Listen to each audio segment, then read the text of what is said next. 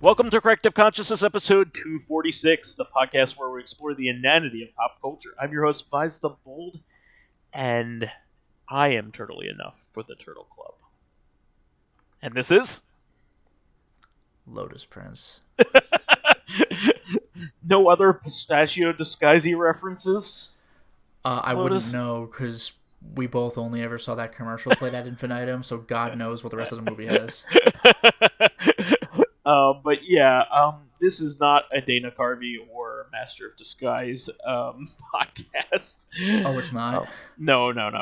Thankfully. That is next week. Yeah, oh my God. I'll give you ample time to not watch that movie. Yeah, watch the movie several times to prepare myself. Please watch it with commentary. But we are doing a third episode here on our retrospective on the Teenage Mutant Ninja Turtles. Mostly the video game stuff by this point. The early video game stuff, I should say. And we will probably get into the third movie this go around. So, but I did want to. We left off at a very pivotal moment in the Ninja Turtles chronology, I guess you could say, in terms of the video games and where they are, because this is probably at their height of popularity, like absolute height. So the fourth game, or the second arcade game, it is the second arcade game and the fourth console game. Teenage Mutant Ninja Turtles: Turtles in Time is released. Let me see.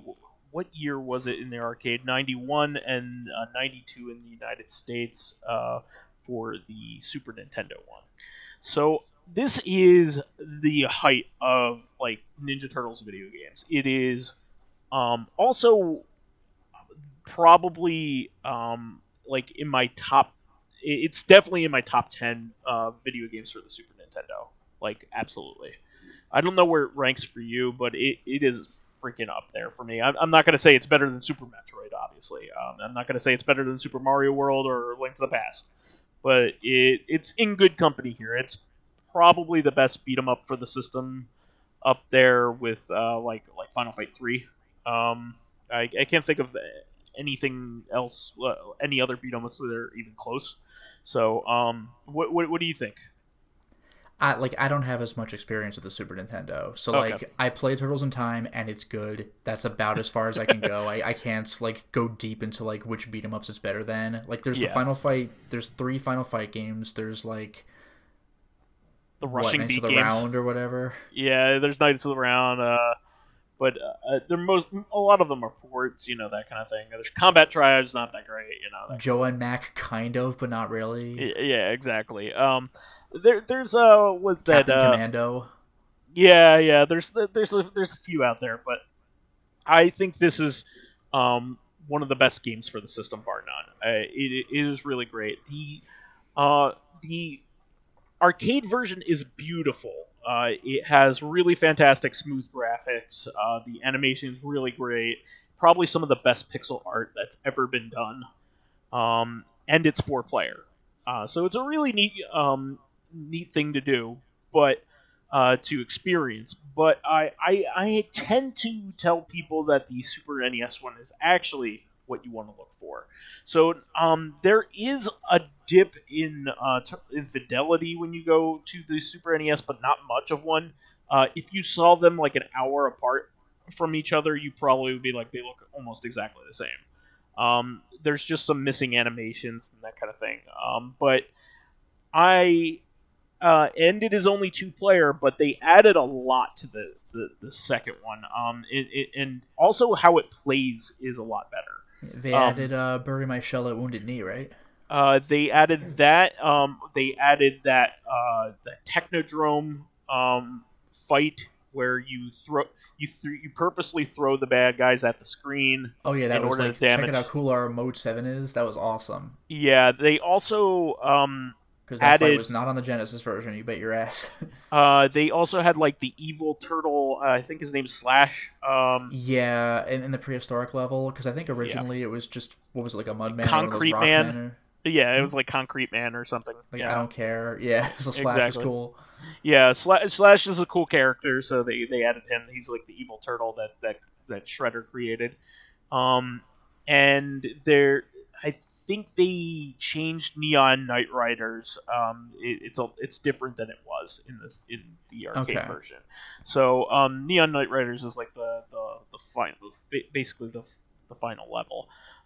So I they also um in the arcade, like we've been alluding to this, but one of the cool things that this game does is like it has sprite scale and rotation in it, like Mode 7 kind of stuff going on in the arcade.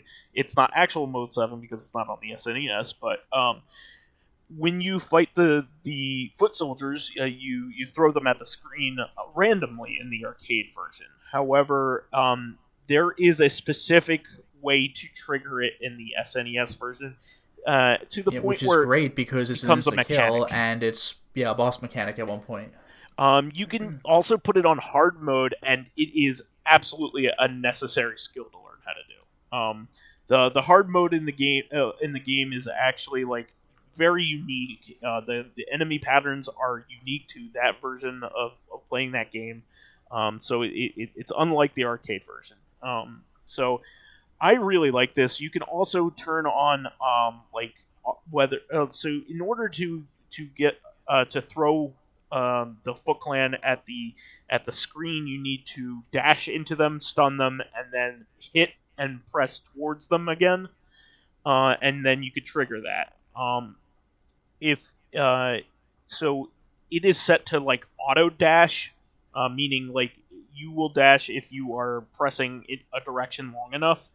But you in the SNES version, you can change it to a double tap, which is way better, way better. I don't know why that was a default, but you can do that, and it's really really good for hard mode. Um, and there's also a sparring mode in the SNES version. I absolutely love this. It has probably some of the best music in on the entire SNES. It just has a rockin' ass soundtrack. We say Big Apple 3 a.m. Like Yeah, regularly. the voices are great. Yeah. Yeah, the voice digitization is so great. Alley Cat Oh, Blues. oh, oh, oh. Like, it's just iconic. I forgot to say what the conceit of the game is, which is pretty neat. They hadn't done something like this before. So, Shredder at the beginning, you go through like a normal Ninja Turtle level, so city levels, and then a Technodrome level, and then Shredder sends the turtles back in time and to different time eras. So it's really fun. So you go to a prehistoric one where you have like foot soldiers riding on dinosaurs for some reason, and Yeah, all I this don't know other why he stuff. sends his own goons back in time, but all right. Because he's got to kill you. You can't wait for the dinosaurs to do it. I mean, whatever. They're already dead in the present. They're in the past. Got to kill them now before they die. Yeah. But it's just a cool conceit. I mean, you go to Bury My Shell at Wounded Knee, which is a train level. With That's a lot of one fun. of the best tracks in the game. Yeah, like specifically that song is an inspiration to like at least one of the songs on the Scott Pilgrim soundtrack, just with Oh, that nice. that Foot Clan like yell like yeah. Like Yeah. that, Hey, hey, yeah, exactly. It's fantastic. Yeah, that hey is shows up in the Scott Pilgrim soundtrack. Oh, Which is nice. great. Yeah, this is like prime soundtrack. Like for this era, it might be my favorite soundtrack of this era. I really, really, really love it. So much so that I bought the vinyl when that came out, which I cannot believe got officially licensed. Like the Ninja Turtles are owned by Nickelodeon now, which is like part of one of the biggest media groups around. So like getting their permission, along with like Konami, to give the say so to like produce a vinyl that is also in the shape of the pizza boxes in this game. Very nice. Very nice. Yeah, I'm just over the moon. But Pizza time. yeah, this game is really fantastic. It's a marvel. there are a couple hacks out there that can add CD quality audio that are fun, but I still like the original soundtrack Yeah, the boss best. theme. The boss theme is like higher quality in the arcade, but there's something about it, like when it Yeah, starts up on the SNES, it's fantastic. Konami knows how to make music. Even their worst games have good music. I mean, like Bayou Billy is a Yeah, bad game. Biobilly's got a quite good soundtrack The actually. soundtrack is amazing. I actually have that on vinyl. Yeah, I mean, this is it. I mean, this is the top notch. Um, the arcade version also got ported in the Teenage Mutant Ninja Turtles 3 Mutant Nightmare for the GameCube, PS2, Xbox era. It they kind of neutered it too. Unfortunately, they took some stuff out of it and it doesn't play well. And then it was also remade on the 360 as reshelled, Yeah, and nobody liked that that. wasn't. It just didn't have the charm of the original game. And So I should mention, by the way, a very similar game, like close enough, was released on the yeah, Sega Genesis, the Hyperstone Heist, where they didn't go back in time, but like Shredder shrunk the city down into like a little bottle and took it. yep, And so you don't play through identical levels in the Super Nintendo version. Like some of them are pretty identical, but if you want basically Turtles in Time, what would that sound like with the Genesis soundtrack? Then this game is for you. And there's a different boss. It is Tatsu, whose yeah. I gimmick was is gonna say having foot Tatsu. soldiers join him in a fight, which is a pain in the ass. Yeah, Toka and Reza are in the Turtles in Time, but which is pretty Yeah. neat. Yeah, Tatsu from the movies is in Hyperstone Heights. You know what I really wish somebody would do is eventually make a hack where they combine both games, like the Yeah, unique that'd be elements. nice. That would be really Because, neat. yeah, Make it four you're player. not doing the Mode 7 fight on the Genesis, so they had to compensate and use something else. Yeah, I mean like a Streets of Rage remake, kind of remake. You know, where Yeah, they that'd be rad. on Windows, you know, make a complete game. That would be really cool. Maybe even some like redone versions of like Turtles 3 with like higher fidelity graphics, that kind of thing. Oh, That would sure. be really neat. But yeah, I mean, as it stands, the original SNES version and the original arcade versions are the ones to play. But really, the SNES one really is over the top. I really freaking love this game. It's really good. And Hyperstone Heist is not a bad game. It just never it never gets talked about in the shadow of Yeah, the best that's game in just the the thing. Yeah, series. it's always compared to Turtles in Time, and it's not as good, and that's true, but it's still It's great. good. Yeah, and that's actually what I grew up with because I was a Genesis kid, and so Yeah, were you. same. I played with like a friend's copy in middle school. Yeah, this is part of that era where Konami made weird like sequels and ports to the Genesis to Super Nintendo games. Like Oh, like Sparkster. yeah, exactly. Like they made like Contra, Hardcore. Hardcore, which is a sequel to Contra 3 on the SNES somehow. Yeah, and Um, Castlevania Bloodlines. yeah, Castlevania Bloodlines. They had unique Genesis versions of their games. There's a couple that are just not as good. Like Sunset Riders is not as good on Genesis, just straight up. Well, But that was a port, though, right? yeah, but what I'm trying to say is most of their Genesis output is unique and good. But that it's for some reason Sunset Riders is like the exception. It's just a bad port. But yeah, I have to recommend. You know, if you've played a Turtles in Time a billion times, which I have, you know, give a Hyperstone Heist a try just for the unique content. It's a lot of fun. Moving on from that, we have some. I guess I should mention the third movie at this point, the third live action movie, because it is also kind of called Turtles in Time as well. Um, it is by far the worst Turtles movie. I Yeah, think. everybody was like, "Oh, which big Turtles villain is going to be in this movie?" We got Shredder. We had that already. Toka and Raza were new, but they were weird mutants. What are they going to do for the third movie? Yeah, Super Uh, Shredder is dead. yeah. So Yeah. third movie, what are they going to do? It's just a guy. Yeah, and they travel back to Edo era Japan, and meet up with ninja and samurai, and like somebody who's supposed to be like an ancestor of April O'Neil, even though she's not Asian. Well, I was gonna mention that. Like, I think Casey and April had Bizarre. ancestors in Japan. What are the odds they all ended up in the same place in New York, like Yeah, hundreds of years later? very bizarre. Very, And very, not very only did the odd. turtles go back in time, but there was a weird time switcheroo where like four Japanese like warriors came to the present, and they were like, "What?" So they had to deal with that, and they were comic relief. I mean, Casey Jones makes a brief return in this movie because he's barely in the second one, right? Or he's not in the second one at all. Um, so Now that you mention it, he's not in the second one. Yeah, yeah, I don't really remember that. Maybe no, he's not. not in Yeah. he's not in the second one. So, he returns briefly at the beginning of the movie. I think a third actress is playing April because they switched actresses every movie. But yeah, this is even more slapsticky than the second movie. The jokes are Yeah. dumb; they're not funny, Yep. um, and it's just not good. And the final fight is probably even more anticlimactic than any of the other ones in that same It's just a lot. guy who doesn't even like really want to fight them because he can't take them. And you can also tell that it was very low budget for some stupid reason. I don't Yeah. understand it. Oh, and Splinter's voiced by a different guy. He's voiced by Mako, the guy who did Aku and Samurai Jack.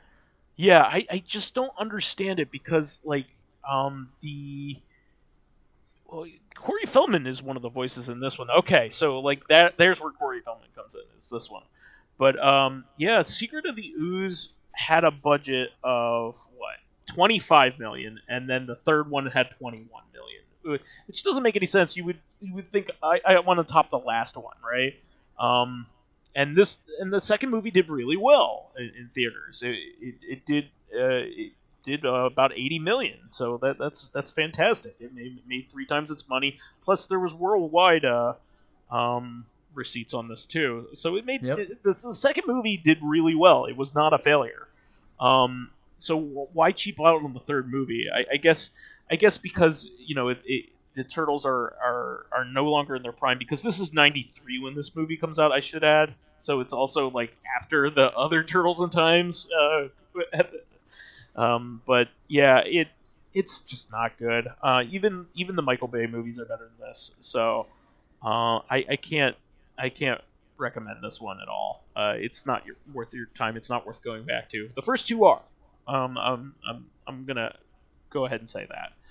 But yeah, not this one. It's not even worth your time. It's not even kitschy. Moving on from that, back in the games again, there was a PC DOS game that was unique.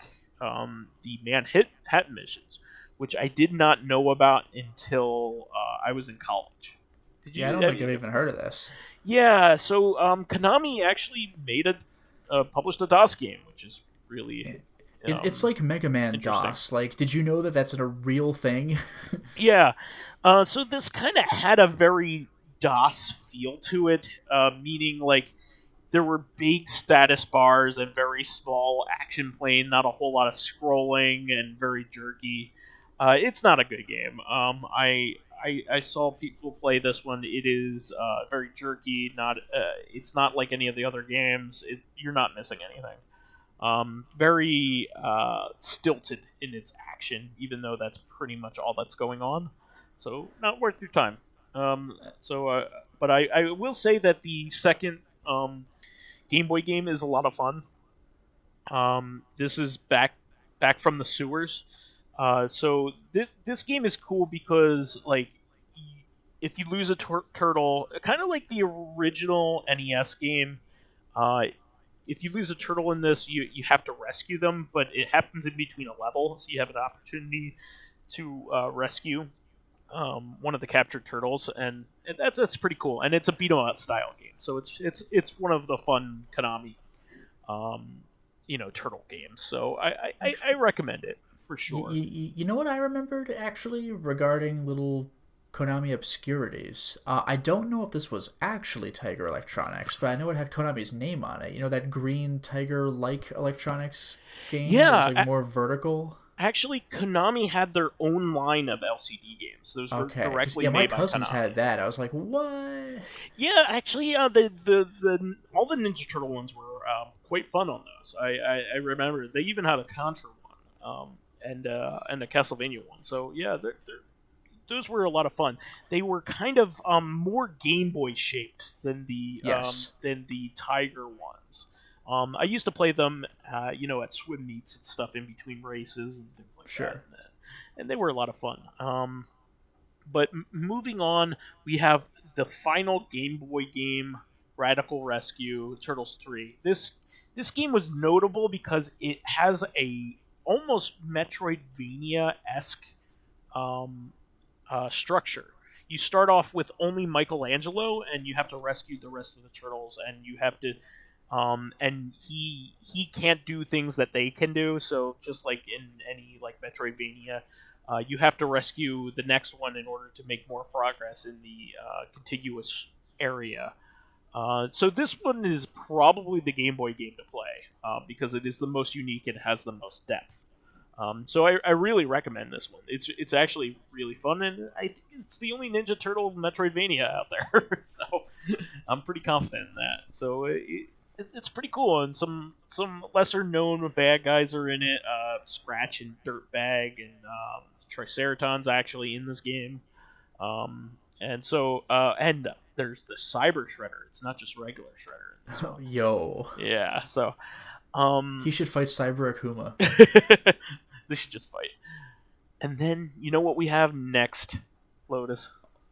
Well, I'm assuming for all three systems, tournament fighters. Yeah. So you hit the nail on the head. What's kind of interesting about this game is that there are three separate and unique versions of this game. Yeah, these are not ports. They're not ports of each other. They are unique versions. The NES one is particularly unique because there aren't many fighting games for this system. There is Urban Champion and Joy Mech Fight, and maybe some bonus modes in other games, but I do not think there are many official beat 'em up like fight 2D fighter games in on the NES. I don't think is much else. So that it's unique alone because of that, and it's also a very late release on the NES, as you could probably guess. It was released in '93, which is the final year for the NES. So it is a hard game to find and procure. That is not the version to play though. So at the same time, it was released on the Super Nintendo and the Genesis. The Genesis one actually isn't very good, which is a shame because that's the version I played when I was a kid and I didn't like it Yeah, then. same. Uh, Yeah, I it has the darkest tone, I think. It's hmm a very like kind of grim aesthetic, whereas on Super Nintendo, it's like you're at a game show and it's like you're winning for prize money. But on the Genesis, it's like, oh no, people have been captured and replaced with clones, and you've got to go stop the bad guys on their various planets. So it's like a straight up plot to save Splinter. Yeah, so in the Genesis you have all four turtles and Casey Jones, and April O'Neil is a fighter, which is Yeah, and pretty April. interesting. Yep. Uh, And Sisyphus, who we mentioned last week, is unique to yeah, that game, and and Ray Ray Fillet. Fillet, who I have seen in the Archie comics. Yeah, exactly. That was He's a interesting manta because ray. yeah, exactly. And let's see here. Yeah, and I think that's it. That might be it, although Yeah. there are bosses that you can't play as. Like, I believe you fight as Krang and his robot, and maybe a Triceraton. There was one thing I remember seeing that really blew my mind, because I never saw this as a kid, because I never got anywhere in that game, because it was so hard.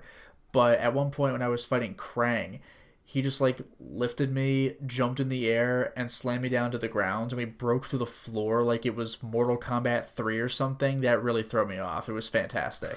Wow, that's insane.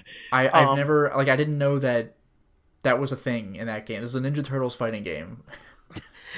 yeah, I mean, I was excited to play it, but I was also getting pretty annoyed because I liked I still like belt scroller, beat 'em up games a lot more than 2D fighters. and everything was a 2D fighter back then. Yep. This is when like even Double Dragon was like, no, we're a 2D fighter game and not a good one at that. So like a lot of the old beat 'em up franchises we're just trying to cash in on the Street Fighter Mortal Kombat fad that was going Yeah, on at those the were time. taking off. Yeah, and most of them weren't good, so it was like a big waste. I mean, basically the only ones that were worth anything were those, and believe it or not, the SNES version of Teenage Mutant Ninja Turtles Tournament Fighters. In fact, Yeah, that game's actually pretty solid. it actually has a following to this day. It is up there Yep. on as one of the best fighting games on the system. In Yeah, fact, you lose April and Casey Jones, but you gain Asuka, who's unique to the game. You get Wingnut, and then the part that really threw me is you could play as Rat King, but you could actually play as Shredder as well. And if you play the game in hard mode and you manage to make it to the end, then you could fight this character I had never heard of, but who has shown up in other things, Karai, who is extremely difficult. yeah, and she is revealed to be Shredder's daughter in a lot of versions Yeah. of Teenage Mutant Ninja Turtles. It depends on what you're reading or watching or whatever. She has this move where she jumps in the air and then hangs there and does a flurry of punches, and even if you're blocking that chip damage is ludicrous. It's not fair. Yeah, this is a really good game there, though. I mean, like, Oh, there's also a guy called War, whoever that is. yeah, Wingnut is in there as well.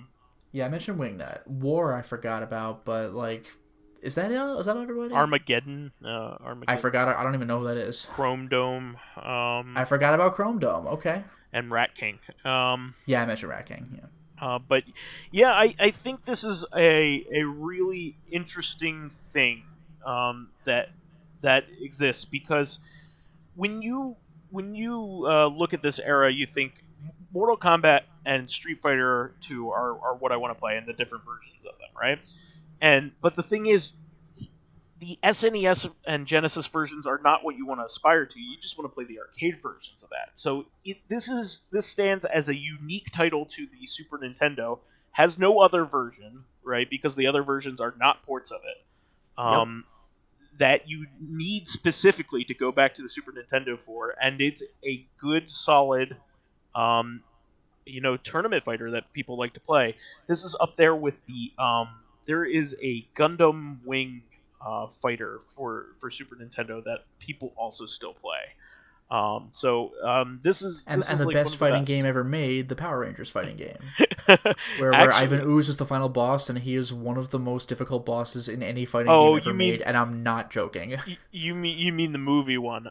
Yeah, the movie one. Yeah. Yeah, there is a one-on-one fighter, Power Rangers one-on-one fighter that is actually a port of that Gundam game that I was talking about. Oh yeah, I played that on the Genesis back in the day. I loved it. And that game's actually really good. Yeah, it's not bad. Yeah, that's actually one of the better 16-bit like unique games. So you could play as the Green Ranger and the Dragon Zord, which was like the coolest Yeah, back it in really the day was. before it became commonplace. It was like an X-Men 2 on the Genesis. At some point, you unlock Magneto as playable, and you're like, no! Mag Like, it was fucking the Neato. coolest. Yeah. But yeah, I think people should definitely seek out the Super Nintendo one. It is getting pricey because it was not a super common game, but it was a common game. But now people are snatching it up because it's good, and it's well regarded these days. So I think this is over $100 now. This game. I really want the NES one. On top, I have the SNES one, but I want the NES one because it's the only Turtles game. I like the only Konami one that I don't own. Yeah. I have the Genesis one. I have them all. I was happy to finally get it back, even though it's not great. I was like, you remember it from being a kid, yeah. It's got that that hardcore don't mess with me look of one of the turtles on it. It's a red bandana, so it could be anyone, but maybe it was Raph. Yeah. So, we're hitting on a half hour now. So what I'm going to say is, at this point, we probably have the darkest age for the Ninja Turtles. meaning there are no major media things going on except for a comic version of the Turtles. And this is kind of a good place to leave off because this is when the Image Comics era comes in, and it's basically forgotten, even though it was pretty good. It's just that nobody was reading it. In fact, to this day, the Image one is still really obscure because I don't think it ever got collected. I read it back in the day, and I loved it. I thought it was great. They made the jump from Mirage Comics to Image. Laird, Eastman and Laird were no longer involved in the franchise, so there was no. I think the cartoon might be still going on until like maybe '96, but there are no movies, there are no video games until 2003. So that's a pretty big gap. It's like a 10-year era where there's only some cartoon going on and a comic adaptation that nobody's paying attention to. So Konami stopped making the games at this point. There aren't any other video games until 2003. So this is a good part to leave off because after this, our expertise is going to fall off. Because Lotus and I were no longer the age where we really loved this kind of thing. Yeah, I wasn't watching the shows. I didn't play the GameCube beat 'em up, even though it was probably okay. Yeah, it was only okay. The GameCube era was only okay. But last Turtles experience I've personally had was that Turtles Forever movie where the 2000s Turtles cross over with the 80s Turtles, and it was fun fan service, I guess. Yeah, and I don't know the 2000s Ninja Turtles show very well. I'm sure they were a little more serious and edgy, but like not try hard edgy, but it was like 80s Turtles was just straight up goofy. Yeah, what's pretty neat about this is that it's a whole nother era, like a whole new era of kids that will be their Turtles. That's what they grew up with. So I'm sure there are even some listeners that grew up with that and they're like, no, that's my Turtle. But I don't know it. I don't have any expertise in it. And I know it was good because people said it was good back then. And there were some decent games. There was a GBA beat 'em up game that harkened back to the Konami days. But there was also kind of like a Smash Brothers kind of game called Smash Up. And then there were also some adaptations of the movie TMNT, which counts as the fourth movie. Which was a computer animated movie. It was actually pretty good. I actually really liked that movie. In fact, I saw that in the theater. That one was almost exclusively focused on the relationships that the Turtles had amongst themselves. So I actually really liked that movie. I thought it was good. And then we get to the Michael Bay era, which I saw the first one, and I barely remember it. So, this is when I'm starting to get foggy. So we'll probably end our coverage now because the stuff that's important to us has been covered. If you want more coverage of that, maybe I can read up on it for a different time. But for now, I think we should just move on to fan stuff, and we'll have a new topic next week. All right. So as for fan stuff. We have a few comments here. Living Corpse says, you forgot the secret Teenage Mutant Ninja Turtle. Gamera. Yeah, fair enough. The friend to all children. That's true. He's a nice guy. Baka Sensei has a couple of comments. This one's for you, Vice. At least you had some fun with RE6, but Resident Evil 6, but I did warn you that was tedious, and I guess was more inspired in co-op experience, like Gears of War, Army of Two, etc. Yeah, I've been playing it with Retro Gamer. I've been playing it with my buddy. Yeah. So I played with a friend at the beginning, but then it was just a solo campaign for me. And then Baka Sensei also says, that is some nostalgia trip. TMNT was an awesome show. My cousins and I only had one turtle each, so we did have to choose who was whom for a time. I was lucky to get Mikey. Also, we did complete the arcade in a Chuck E. Cheese only cousin birthday. Nice. Oh, neat. We spent so much he lost his birthday money gifts to finish it. Oh, no! On the question, I think, looking back at my games, I would like to have Oh yeah, like a game on another game's template. I would like to have a Fallout game, Oh yeah. like of Doom, a Fallout game like of Doom on another, a Oh Fallout game neat. like of Doom. Yeah, that's The pretty title cool. threw me off. And it's just on another topic, more like a question. So okay, I don't think this would need to be like necessarily like, oh, this week's question, so that this is fine. This is relevant to what we were talking about in reactive. Okay. There's two things to put my mind in alert. So there's the PSN and PS3 and Vita stores. So it's scary to lose my money on the games and DLC that was spent and gone. Would it be good to have an extra service to recover those games? I had my consoles until this pandemic issue and had to sell them all and was confident to be easy to just buy a used PS3 and download everything again. So what's your take on that? So I kind of have a similar thought. So I've talked about this before, but I have a backwards compatible PS3, and I know it's a ticking time bomb. Like because they were not built well. So I am, especially considering that the PS2 and the PS1 are getting really good optical drive emulators and HDMI out mods, and eventually PS2 is going to get those things. Um, I won't need a backwards compatible PS3 anymore for those reasons. So I was thinking about buying the final edition of the PS3 with the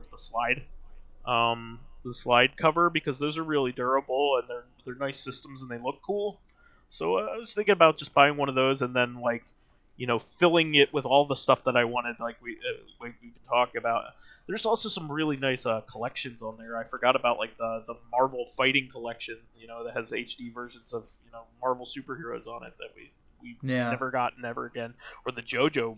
I forgot about the JoJo games of the JoJo Yeah, collection. JoJo PS3 game. Yeah, Yep. exactly. Well, I'm talking about the Capcom game, Well, the that's Capcom already disappeared. arcade games. Yeah, but like I want to fill it with all this. I want to get a big hard drive and fill it all, and just kind of have that until there's some kind of homebrew kind of thing. I Yeah. mean, unfortunately, I don't like to advocate piracy. For things that are being sold. I think that if it's available, buy it. And throw the creators a bone. But this might be one of the situations where you take you wear your hacker hat and say, you know what, I'm gonna take I'm gonna download some custom firmware and find these any way I can. I mean, with some games you already have to do that anyway, like the delisted games. Um, my suggestion is to keep a pulse on uh, the PS3 hacking scene. Just kind of um, be aware of what's available out there and where you can find it and all that kind of stuff. Because eventually, that's how everybody's going to be getting that content. Like there won't be any other way. There won't be an official way. That's how everybody's getting their Wii content, their WiiWare games. That's the only way you can play them is via piracy right now. That's the only way to play the wonderful Konami Rebirth games, of which I absolutely recommend. They're fantastic games. They are stuck on a service that no longer exists. So my suggestion is, if you have the money, pick up a nice used PS3 latest issue of the hardware. Maybe put a bigger hard drive in it if you can, and download everything that you ever had before. Maybe some new things, and get everything you think that you may want, until the pirate scene catches up to you. If you're comfortable with that. If you're not, that's the only thing you have. Um, you know, I hate to say it. I don't know if you have any 2 cents there, but I don't Yeah, think no, you'll that's pretty much disagree with it. me. Yeah. Yeah. And I, there was a second question here, but this could potentially be saved for another week. okay. So Why don't I'll we hold do off that? on that one. Yeah. Why don't we And do then Connor has a comment. I had a fantastic question to ask this week, but to be honest, I'd rather hear Lotus doing karaoke.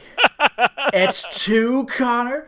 Just the two of us. Yeah, I was gonna say spoiler alert. That ain't happening. All right, so here is what was the last question, but now we have Baka Sensei's other ones, so we Wonderful. have We'll take it. one more. So Fakafan asks, is there any type of sound, musical or not, that you almost intrinsically associate with a game or a movie?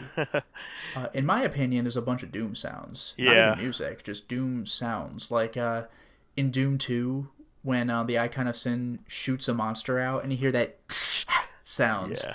Like, I've heard that in movies used when, like, fires ignite. Like, oh no, the whole house is going up. But I'm like, no, that's a Doom sound. Same goes with certain doors opening that, like, wow, oh, like when you open and close doors. I just can't unhear that. Yeah. I've heard stock of sounds of, like, alarms going off. I'm like, oh, that's from Deus Ex. You know, there are certain libraries of sounds that, like, multiple media producers access. Yeah. And when I've heard it in one particular location first, that's where I've heard it. Well, there are a few, but I can think of in terms of iconic sounds from a specific style. Suda 51's like wah, like menu sound that he uses on like in a bunch of different games. I always think of him.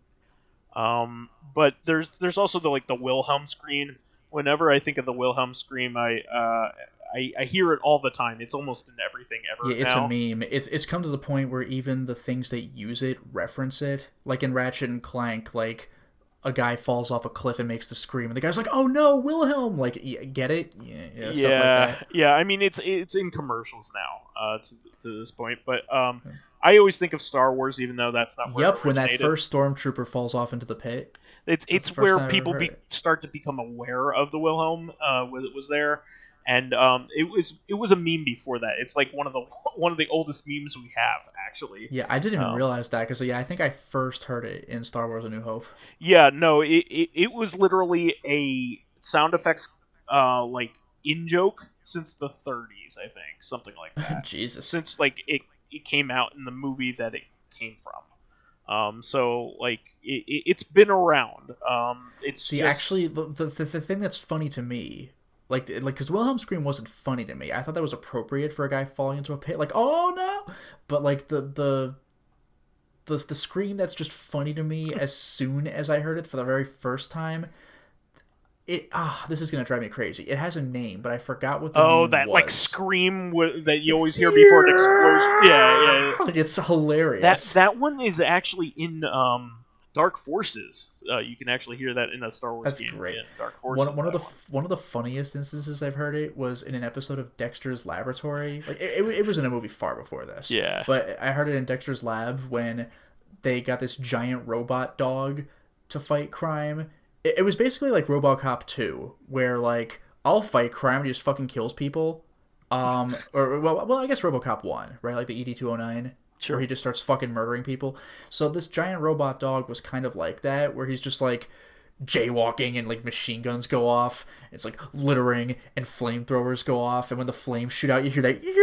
I'm like, yes, I love it every single time I hear it because it's not common enough to get tired, but it's common enough that you might hear it so often. I love Perry it. knows about all of the stock screams and their names. Perry heard that from like one of the Beethoven movies, like with the big dog. Yeah. I never watched those movies, but at one point I was at his house and he played the clip. Like, this is where you hear that scream. I'm like, yes, it was the funniest thing. It's just funny.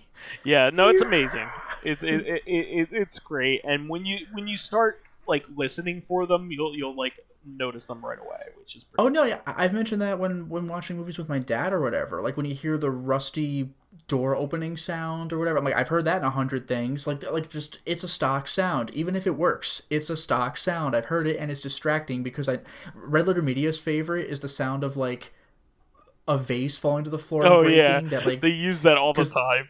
They use it themselves. Like they'll just they knock use a it when book it's off a not table and you hear the breaking sound. They use it when it's not appropriate, which is great. Yeah, they've heard it so often. They're like, we're gonna use it because it's funny. Like it's just like you've heard this before somewhere. You can't tell where, but you've definitely heard it. I don't think a vase actually breaks with that like that tenor. It's very light. Yeah, exactly. It's ting, very ting, weak. ting. It's a weak falling apart of a vase. Yeah. Yeah, well, it's like the same thing with like when you break like a glass object over somebody's head. It's like, no, more likely it wouldn't break and you just fucking knock the guy out. It's the sound you always hear when a flower pot falls on Yes, somebody's that head. is precisely what it is. Yeah. Even if that sound effect doesn't necessarily make sense for a flower pot, but that is absolutely what it's They used use for. it every time for that. Yeah. Like that is guaranteed. Um, Again with doom sounds, even when an enemy sees you, like the human enemies, where they make that like sound. I've heard that used in movies at some point, and I'm like, that doesn't even sound like what you're trying to make it sound like. That's a doom sound. I don't even know if it's from Doom, but it's a doom sound. Um, I also know the motifs and like instruments that Konami games from the 8-bit and 16-bit eras use, that so much so that I like even if I hadn't heard the song before, I could tell it's a Konami song. Actually, somewhat similarly, the menu selecting and confirm sounds in Streets of Rage and Revenge of Shinobi, because Oh Yuzo yeah, Koshiro used those, like beep beep, yeah, like that's sound. Yuzo And same goes when you Koshiro. pick up, yeah, and same goes for when you pick up items. Yeah. Like the. Also, actually, this is something that really threw me off because I only ever knew this sound from X-Men 2. But when you pick up little power-ups, I don't even like I'm not Oh doing the yeah, sound yeah, right. yeah. No, I But know what you like mean. I thought that it was unique to that Beep beep game. beep But beep. at one point, Yeah. I was watching an old episode of the Continue show on YouTube, and they were playing of all things in the world to use that same sound, Chakan the Forever Man. Oh yeah, I'm yeah, like, yeah. is that an X-Men 2 sound? What is this? What's well, like a lot of Genesis games, especially like the Western developed ones, have the gems system. So they had like stock sounds and Yeah. stock music themes and kind of stuff, and instruments that were used. So a lot of people, when they make fun of like the way the Genesis sounds, they're actually really just referring to those Western games that use the gem system. Yeah, Um, and I think we mentioned this before, but like even in a vacuum, even if you've never heard the track before, you could probably tell this is a Super Nintendo sound yeah, chip. This is a Genesis sound chip. I can spot a I know what a Genesis game sounds like immediately. Even if I Especially if hadn't it's like heard it. Road Rash, they're like Well, that is like an FM synthesis ass song, like soundtrack. Those down down down yeah, down yeah, down Vector Man. down down down. Boom, boom, boom, boom, boom. Like Vector Man's bass is Vector Man ridiculous. soundtrack is up there. Like It's it, one of the better Genesis soundtracks I out was there. I was Yeah. gonna say, uh, Like it hits you really hard. if it's not Yuzo Koshiro or Sonic, then like that the Vector Man soundtrack is right up there with them. Vector Man is damn good. And you know what? Earthworm Jim. Earthworm Earthworm Jim on the Jim. Sega CD probably has the highest quality soundtrack, but you might have more fun listening to it on the Genesis. The SNES is typically regarded as having the superior sound chip because it sounds more accurate to what instruments would sound like. Not But with it's that like game. the worst version of the Earthworm Jim soundtrack. Yeah. Yeah, in fact, I would say if I was going to recommend any version of the original Earthworm Jim, the SNES one would be like the last, or the Yeah. GBA one would be the last actually. But the Oh, SNES well, one, okay. yeah, Fair enough. yeah, Yeah. then the SNES one, because like the Genesis and the Sega CD versions are really really good. Oh, and by the way, speaking of best soundtracks on the Genesis, I know we're getting off topic here. I think I mentioned this before, but it was like Thunder Force 4, I want to say. Oh, Thunder Force 4's I'm not into soundtrack. shooters. I don't even, like, I've never played it in my life. Just Go to listen to the YouTube. music. Yeah, go to YouTube, Thunder Force 4, like IV, like Roman numeral 4, type in Metal Squad, because that is the closest I've ever heard of a Genesis sounding like thrashing on a guitar. It is so good. Oh, and I have to give a shout out to the Adventures of Batman and Robin. Does not sound like Batman music, but it is fantastic music. Yeah, it's just good. The Gunstar Heroes soundtrack is also fucking phenomenal, along with all the other Konami games on it. In fact, there's some really good stuff on there. The Tiny Toon Avengers game that's on there. There's some There's the Hyperstone Heist soundtrack, which is Yeah, it's again when you hear the boss theme next to the SNESs, you're still like, cool. SNES is better, but it's still good. It's still good. Yeah. Castlevania Oh, Bloodlines might have my favorite, one of my favorite soundtracks to a Castlevania game. It's way up there. and by the way, Vice, I don't know if you started the game yet, but I'm telling you, Paprium. Oh yeah, no, I haven't. I haven't even had a chance because I have to update my Mega SG.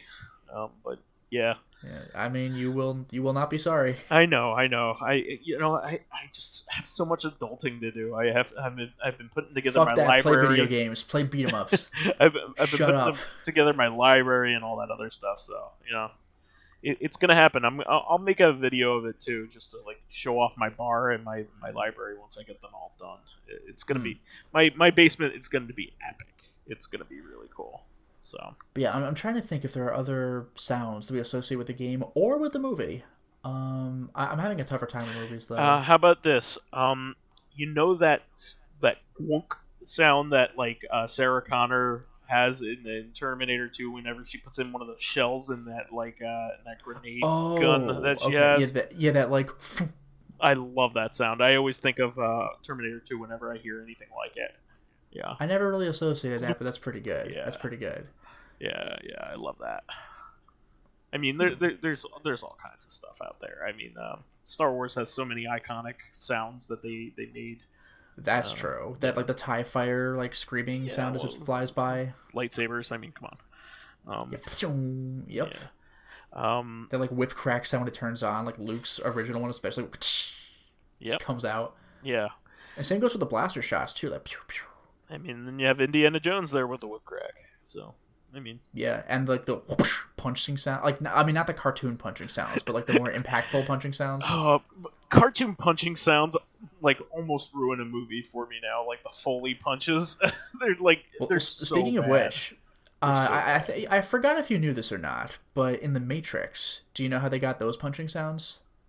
Were they just like hitting meat or something?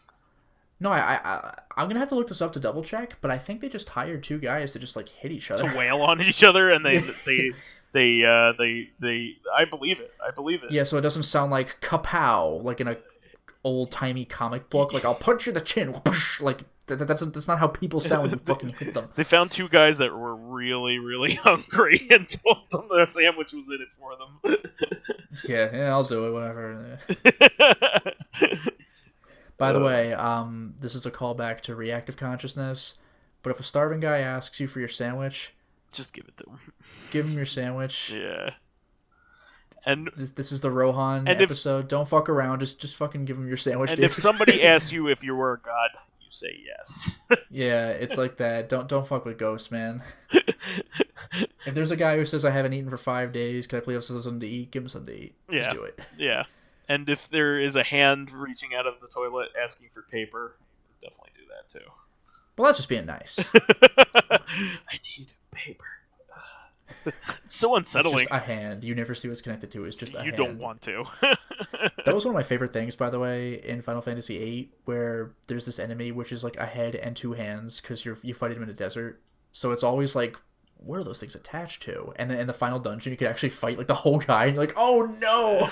I was gonna say, is it like guy. that Stephen King story where you're like, what was attached to that finger? Oh, yeah, that was one finger that kept growing. Where the was that from something? And you never find out, which is what makes it creepy.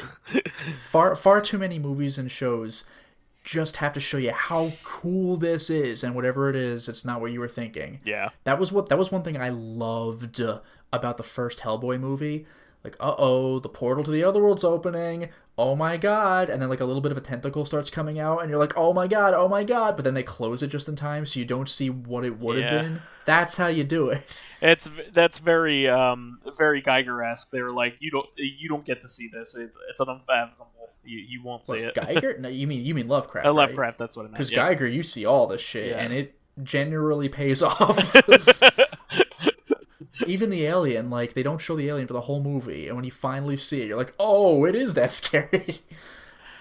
All right, well, I think we should wrap it up. I mean, we covered everything here, but please remember, we only have one question here in the hopper. We need more Please do Mm-hmm. provide us with more because we need them. That is the show for this week. We want to thank all of our fans who contributed questions and comments. These have been great. Please keep us supplied with awesome topics by submitting questions of your own via the YouTube and Soundcloud pages. While there, please give us thumbs ups, likes, and 5-star ratings on iTunes. Helps promote and spread awareness of the show, and any bit of encouragement helps keep the show going. You can also catch us on Tuesdays for our sister podcast, Corrective Consciousness, the in-depth look at this week in our lives. Finally, you can friend me on as vysethebold on just about anything, and definitely if it's on a gaming service or something, if I don't already know you, please give me an introduction. Let me know who you are, because that way I know you are a fan and where you're from. And you can follow me on my YouTube channel, Lotus Prince. You can hit me up on Twitter at Lotus Prince. And finally, if you are interested in seeing my videos early, getting in on exclusive live streams, selecting upcoming games for me to Let's Play, or getting in conversations with me and other patrons on Discord, then perhaps consider swinging by my Patreon account, which can be found at patreon.com/LotusPrince. All right. Well, we will catch everybody on Tuesday then. Until next time, everyone. Bye-bye.